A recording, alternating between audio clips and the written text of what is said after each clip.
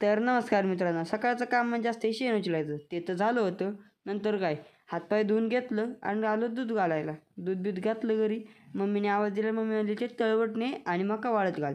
मग काय लगेच काढलं तळवट बाहेर वडीत आणि त्याच्यावर मका वाळत घातली. मका वाळत घातल्यानंतर मग आपल्याला जायचं होतं रानात. म्हणलं आधी गोट्यात जावा, भैयाला नाश्ता करायला बोलावं. भैया काय नव्हता. त्याला घेतलं, नाश्ता केला आणि रानात जाऊन आलो. त्याच्यानंतर आपल्याला जायचं होतं आंबोन आणायला. मग काय निघालो, लगेच पिकअप घेतलं आणि आंबोन आणायला आलो.